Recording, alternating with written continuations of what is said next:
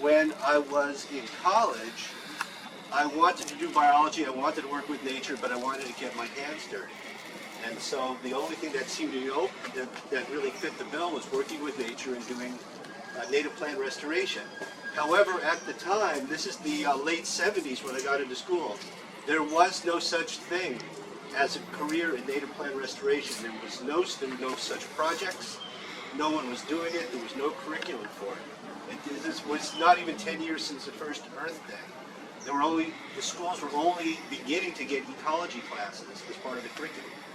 So I go to Berkeley.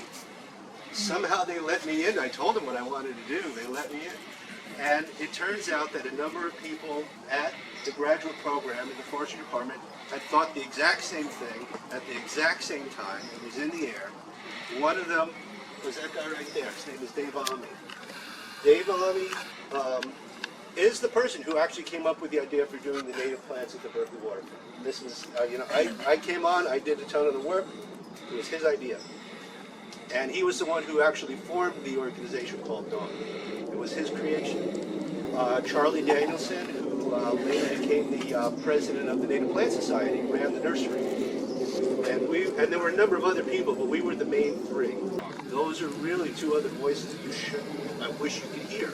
They can give you their input, but I can't. So I'm the one who's left. First step was to get a presence at the waterfront. I'm calling it the Waterfront Park, and that's my old habits, because at the time, now it's called Chavez Park. At the time I was there, it was the North Waterfront Park, and that's in my mind the way it's etched in. That is me. About 40 years and 40 pounds ago.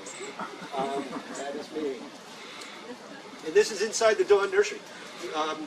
We did a number of trial restoration projects with native grasses, and this one we did inside the fence, and that was Stiplepulpa, that's purple needlegrass. That is the nursery. It was kind of small. This is the grassland we were sitting in. We were taking photos. It's right there. Dave Almy made his own geodesic dome greenhouse. That was his own construction. And we had a little building over here for germinating seeds and getting cuttings started. And it doesn't show too well just from the light, but there's a shade structure over here. This is actually bigger than it looks. I have to say it's about 50 feet on the side. We did some projects where we were doing some testing for seeding and germinating native grasses. So this is the first native grass restoration I know where we're using a tractor. And so he's setting up the ground there. We did seeding, did some plugging. You can see some of the plugs over there. This dark stuff around here and wraps around were big piles of brush and stuff. This is from Urban Ore when they were doing their composting operation. They were right next to us, and they wrapped around us. So you could see some of the compost operation. It was not an idyllic spot at the time. It was very, as waterfront goes, it was kind of urbanized.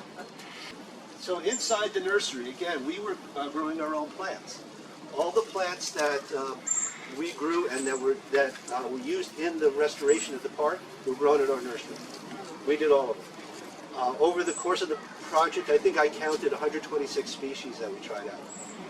And we did collecting all up and down the coast. We would go on collecting forays for seed and cuttings, starting in the Berkeley Hills, but going along the coast as far north as Fort Bragg and down to Monterey.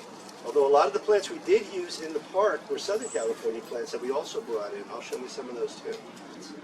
I have often met people that like working with native plants, and they're very proud about how they went into a natural area, dug a plant out, and stuck it in their backyard, and I'm supposed to smile. We never had to do that. You never have to do that. Most of this area, the soil was so clay, so hard, so difficult to work. We were never going to put shrubs in it. We tried shrubs, they kept dying. So we had designated this to be a grassland.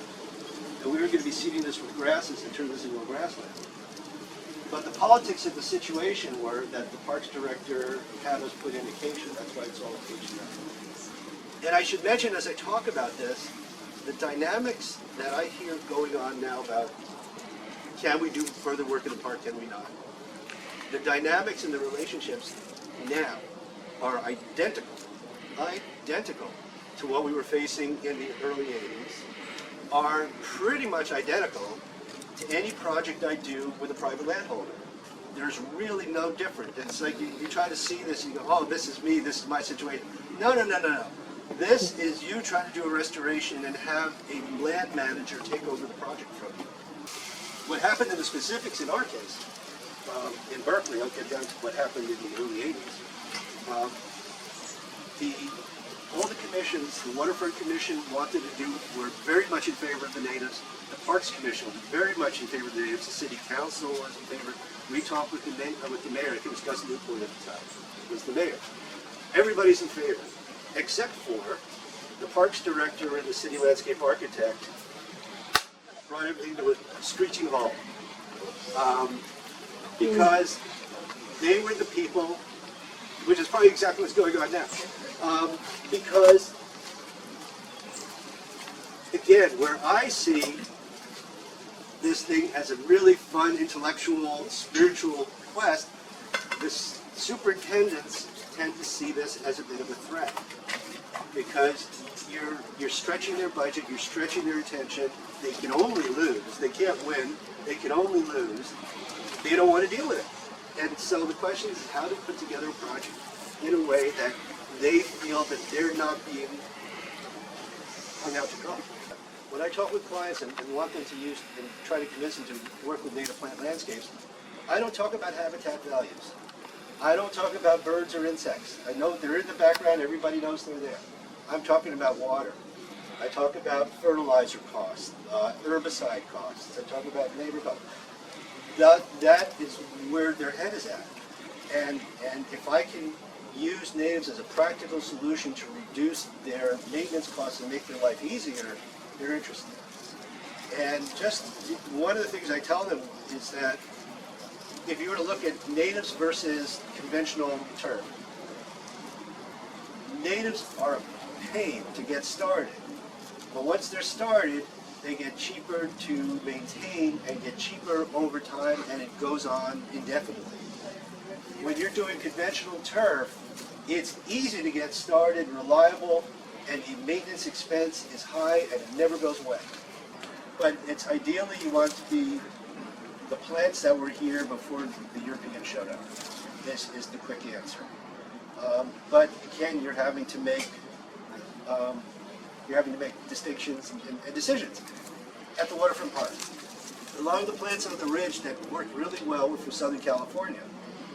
The purple sage I showed was Southern California. There's a cherry tree that's growing there, Southern California cherry tree. And we got into an internal debate with that because Charlie Danison, our nursery manager, is all about highly local plants. She would gripe, and understandably so, why are you using Southern California plants in this park? And she was right. But we were trying to make the landscape work. And so we brought in Southern California plants. The sumacs that are growing there, the beautiful, the sugar bush and all that, those were Southern California plants. But still native. Still native, but not native to here. But not native to here. Is that location, that park, has got to be the most spectacular location in the Bay Area, and it is so amazingly underutilized. I cannot, the views you get from that park, that should be a world-class park, and there's no reason why it can't be. Absolutely none. And so it's like, to me, that is a blown resource. And so it's like how to make that into a world-class park for as little money as possible, and make your life as easy as possible. But to me, that is, without a lot of work, the benefit is amazing. I mean, just the views, the location. It's just amazing. Thank you. It's